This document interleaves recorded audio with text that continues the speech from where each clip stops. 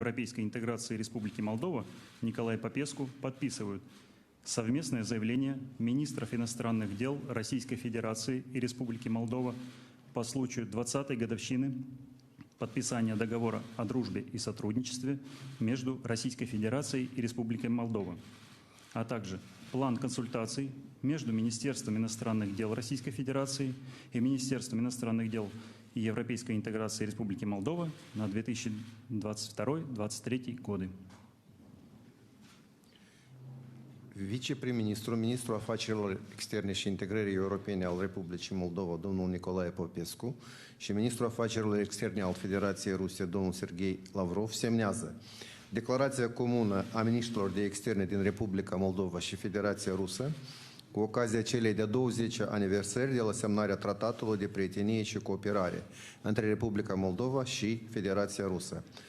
Planul consultărilor între Ministerul Afacerilor Externe și Integrării Europene al Republicii Moldova și Ministerul Afacerilor Externe al Federației Ruse pentru anii 2022-2023.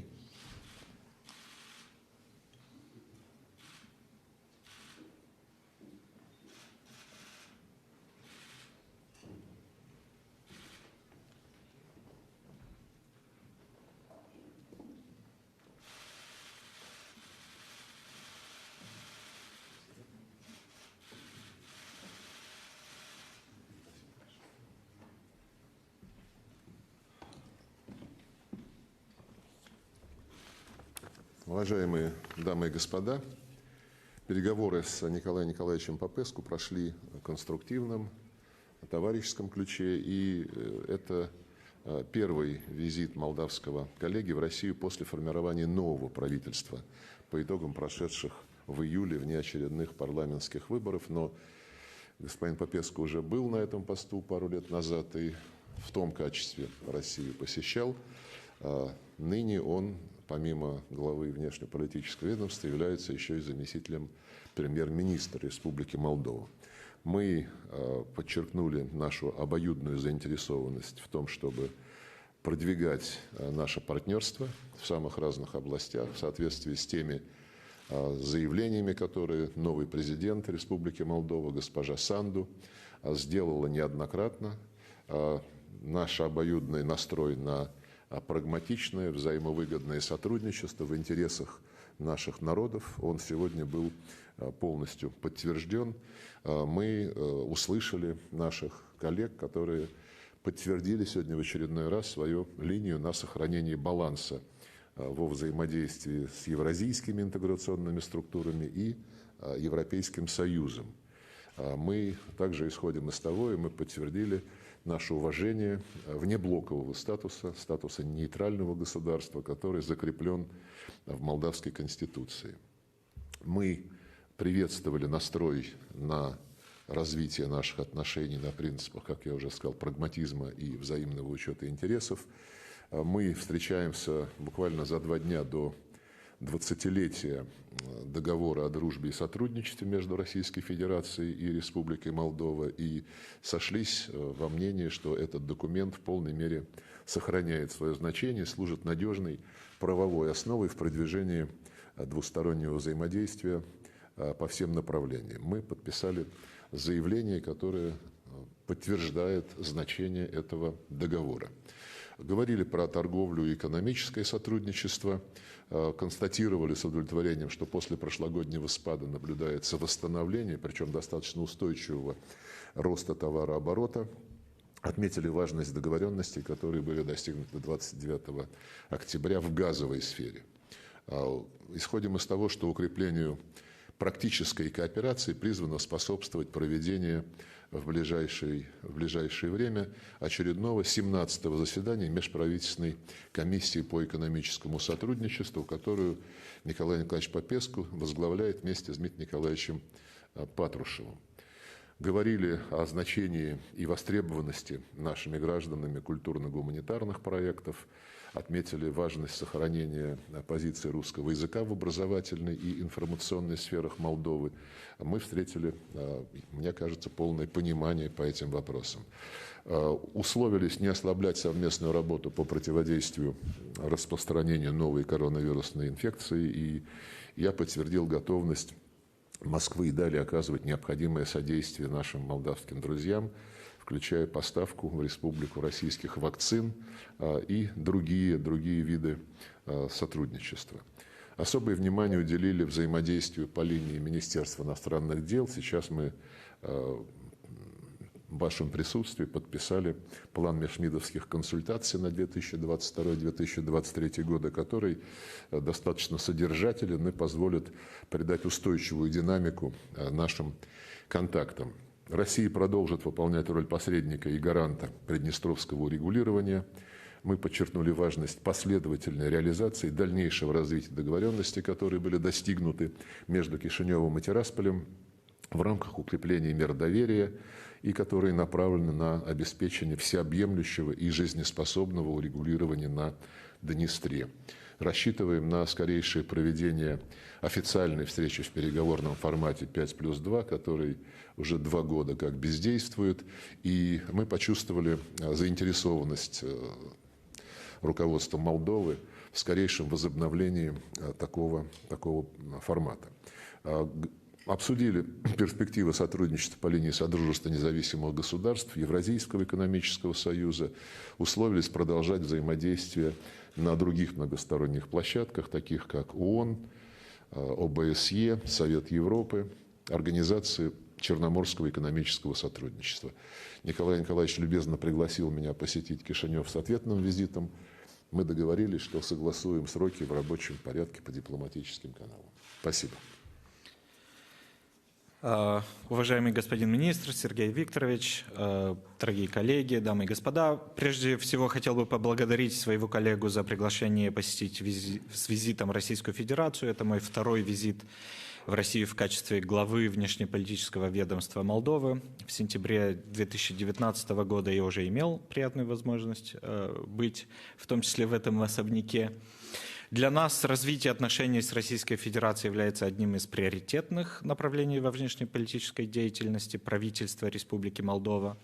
Россия наш традиционный партнер, и сегодня в ходе консультаций мы подтвердили обоюдный настрой к активному и прагматичному диалогу по всей повестке дня с учетом интересов каждой из сторон. Мы провели конструктивные, доверительные и подробные переговоры, предметно обсудили повестку дня молдавско-российских отношений, сделав основной акцент на согласование практических шагов по дальнейшей активизации нашего взаимодействия, включая вопросы, по которым еще предстоит найти совместные решения. Нынешний визит происходит в канун символичной даты для молдо-российских отношений, 20-летнее заключение договора о дружбе и сотрудничестве, который мы подписали 19 ноября 2001 года.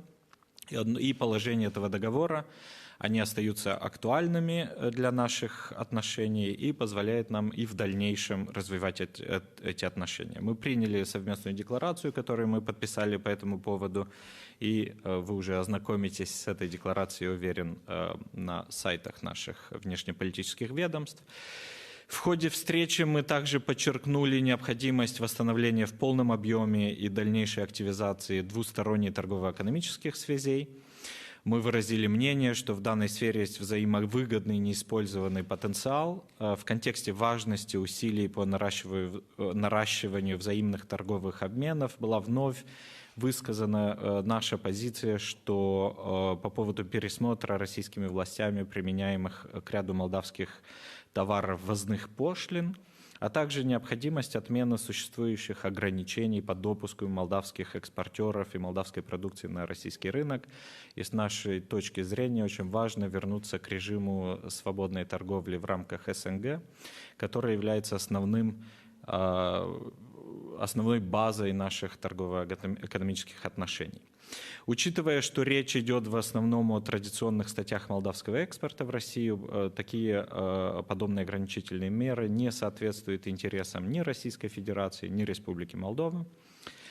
В этом контексте мы также отметили важность работы эффективной молдо-российской межправительственной комиссии по экономическому сотрудничеству. Как уже упоминали, я являюсь сопредседателем с молдавской стороны этой межправкомиссии. И по этому поводу я проинформировал о том, что сегодня у меня была встреча с Дмитрием Николаевичем Патрушевым, сопредседателем межправкомиссии со стороны Российской Федерации, где мы предметно обсудили вот эти торгово-экономические вопросы и нашу совместную подготовку следующего заседания межправкомиссии в ближайшем будущем. Конечно, мы обсудили с Сергеем Викторовичем и сотрудничество в энергетической сфере, особенно в контексте недавнего подписания протокола и контракта по поставкам газа в Республику Молдова, и что данный контракт, он является примером возможного нахождения решений по сложным вопросам между нашими странами в таком прагматическом, спокойном ключе. Хочу отметить заинтересованность в развитии сотрудничества и в социально-гуманитарной сфере для защиты интересов наших граждан. В этой связи отметили завершение работы над проектом двустороннего соглашения в области социального обеспечения. Отдельное внимание сегодня мы уделили приднестровскому урегулированию. Была отмечена важная роль Российской Федерации, которая вместе с другими посредниками в переговорном процессе помогает нам двигаться в сторону решения этого вопроса. Рассчитываем на поддержку Российской Федерации для нахождения жизнеспособного политического решения приднестровской проблемы на основе соблюдения суверенитета и территориальной целостности Республики Молдова в рамках ее международно признанных границ. Нами также было отмечено, что необходимо продолжить диалог по транспарентному и вернуться к вопросу возобновления вывоза и утилизации боеприпасов, которые являются источником риска для жителей Приднестровского региона. Эти боеприпасы в селе Колбасно.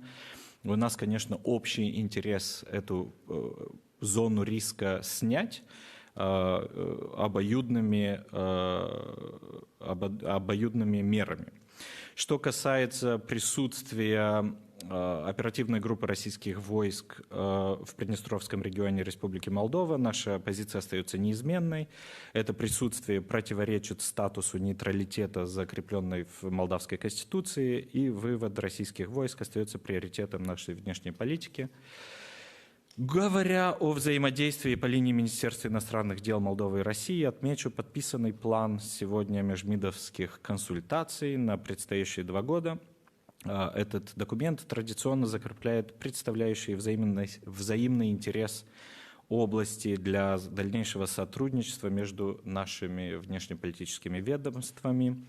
В контексте выраженной обоюдной готовности к дальнейшему диалогу и празднования в 2022 году 30-летия установления молдо-российских дипломатических отношений 6 апреля я пригласил господина Лаврова в Кишинев, но уже по датам мы обсудим, когда это будет возможно.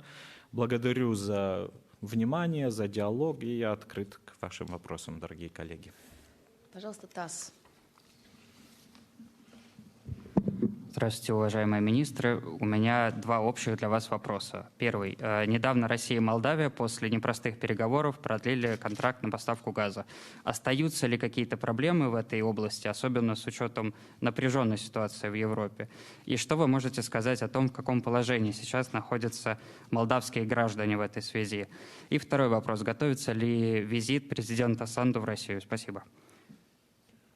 Что касается газовой темы, мы сегодня так коснулись ее кратко, потому что все вопросы в этой сфере были согласованы 29 октября и продлены договоренности о поставках на очередной 5-летний период, согласована цена и условлено продолжать переговоры в конкретных форматах, в рамках конкретных механизмов, что касается прежних расчетов за предыдущие поставки газа. Кстати, мы обратили внимание, что некоторые наши западные коллеги, включая заметно активизировавшегося высокого представителя Евросоюза господина Борреля, комментируя эти позитивные договоренности, почему-то сочли возможным и уместным обвинять Российскую Федерацию в оказании политического давления на Молдову. Это не так. Это продолжение попыток с негодными средствами интерпретировать происходящее на нашем общем пространстве. И подчеркну еще раз, что когда экономические субъекты хозяйствования, в данном случае «Газпром» и «Молдова-Газ», о чем-то договариваются, значит, их устраивают условия, которые лежат в основе такой договоренности. Кстати, ровно так прокомментировала договоренности 29 октября госпожа Санду. Я исхожу из того, что у нас найден очень конкретный взаимовыгодный алгоритм совместной работы, она будет продолжена. Да, что касается вопроса о том, готовится ли визит госпожи Санду в Россию, мы исходим из того, что сейчас наши контакты обретают регулярный устойчивый характер после цикла выборов, которые в Молдове состоялись. Вот уже встречались с сопредседателем межправительственной комиссии, условились подготовить ее очередное заседание. Встречаемся мы сегодня как главы внешнеполитических ведомств. Есть контакты и между другими министерствами наших двух стран. Я думаю, что как только накопится позитив содержательный и будет на то согласие наших руководителей, они обязательно повидаются. С моей стороны я могу добавить, что в октябре были проблемы с поставками газа. На данный момент таких проблем нет. Контракт подписан, проблем нет, газ есть. По поводу долга я хотел бы отметить, что долг правобережной части Молдовы, он не повышается с 2016 года. И мы теперь будем в достаточно таком ускоренном режиме этот долг снимать через выплату молдавской стороной того долга, который накопился и не растет уже несколько лет. По поводу визита госпожи Санду в Российскую Федерацию, как говорил Сергей Викторович, мы сейчас прорабатываем повестку наших двухсторонних отношений, контакты активизировались, и в момент, когда будет конкретная динамика и конкретные какие-то результаты для встречи на высшей уровне, мы всегда открыты к такой встрече. Пожалуйста, РИА Новости. Спутник, да? Здравствуйте. Да. У меня один вопрос по поводу статуса наблюдателя в ЕС. Является ли Молдова наблюдателем в ЕС или не является? Дело в том, что, с одной стороны, Молдову считают наблюдателем, но, с другой стороны, в октябре этого года республика отозвала своего представителя из ЕЭК, и президент республики в одном из интервью говорила, что еще не все процедуры пройдены. Что это за процедуры? Планируете ли вы их проходить? И в целом все, что связано со статусом наблюдателя, хотелось бы услышать. Спасибо. Ну, я начну с того, что Молдова традиционно имеет очень такие близкие связи в торгово-экономической сфере с государствами СНГ. Мы участники зоны свободной торговли в рамках СНГ. Это является основной легальной базой для наших коммерческих отношений, в том числе с Российской Федерацией, и что для нас вот, главная и легальная база, и как бы, главные торгово-экономические каналы идут по линии нашего взаимодействия с Содружеством независимых государств. На самом деле вот эта дискуссия о том, наблюдатель или не наблюдатель, она достаточно частично символическая, частично философская. На самом деле в реальном плане главные параметры нашего взаимодействия, в том числе с Российской Федерацией в коммерческом плане, они предопределяются легальной базой, которую мы подписали в рамках СНГ. Насчет статуса самого наблюдателя, Молдова все-таки парламентская республика, и на момент вот подписания этих документов никаких процедур внутри страны ни по линии исполнительной власти, ни по линии парламента не были пройдены. И на тот момент, по-моему, это был 2017 год, правительство на тот момент дало негативный отзыв этим планам. Поэтому там я вот открыто скажу, что, конечно, по процедурным и по легальным молдавским процедурам не все было подготовлено в рамках необходимых, скажем, административных и легальных шагов. Насчет того, что был отозван представитель, на самом деле мандат и срок исполнения обязанностей нашего представителя на тот момент истек. И поэтому, вот, если честно, мы тоже пытаемся посмотреть, какова же все-таки вот, легальная часть этого участия в качестве наблюдателя, которое было оформлено, но не до конца правильно на предыдущих этапах. И завершающий вопрос, пожалуйста, Russia Today. Сергей Викторович, может ли продолжающие напряженности в Черном море из-за беспрецедентного наращивания военной мощи Западом быть прикрытием для Украины, чтобы использовать военные решения для увеличения уровня деэскалации в Донбассе в свете того, что Минские договоренности не выполняются, в последнее время о нем никто не говорит, как все это может отразиться на вопросе безопасности в регионе в целом? Спасибо. Про Минские договоренности говорят все, и все подчеркивают их безальтернативность.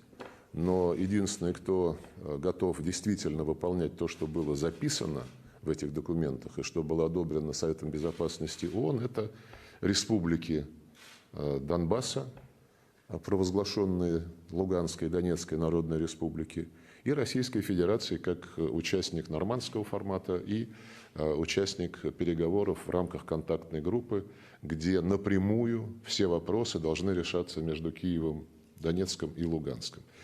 То, что украинская власть и лично президент Зеленский взяли курс на подрыв Минских договоренностей, на саботаж всего того, что они обязались выполнить, и что при этом они пользуются откровенным попустительством своих покровителей и в Берлине, и в Париже, и в Брюсселе, как я понимаю, это тоже очевидный факт. И учитывая те проблемы, которые сейчас на Украине существуют, мы видим откровенное стремление киевского режима отвлечь внимание от своего курса на разрушение Минского комплекса мер путем нагнетания всякого рода страшилок, включая российскую угрозу.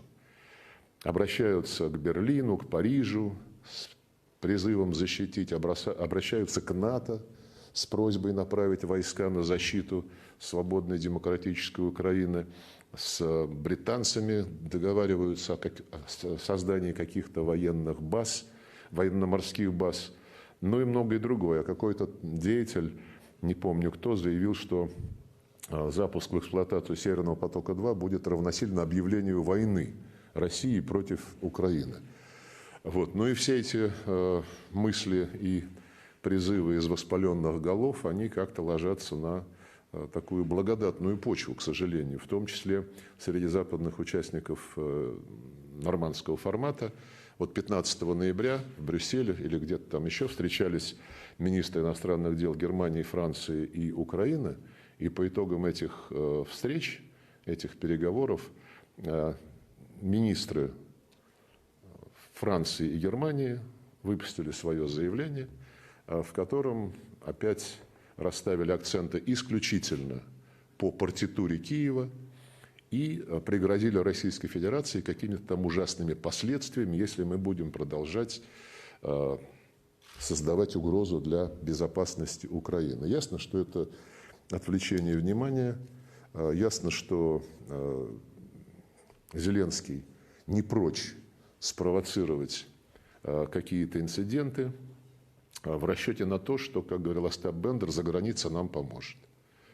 И я думаю, что все маломальски осведомленные и следящие за развитием событий западные эксперты прекрасно понимают, о чем идет речь. Да и откровенно думаю, что и наши коллеги, главы внешнеполитических ведомств в большинстве стран Евросоюза тоже все прекрасно понимают. Просто единожды вложившись в этот русофобский проект, основанный на антиконституционном государственном перевороте, единожды вложившись и поддержав его, им теперь уже как-то не очень с руки отходить на позиции правды и на позиции объективного рассмотрения того, что происходит. На этом позвольте завершить. Все, да? Да. Странно. Спасибо большое. Спасибо. Прошу вас. Спасибо.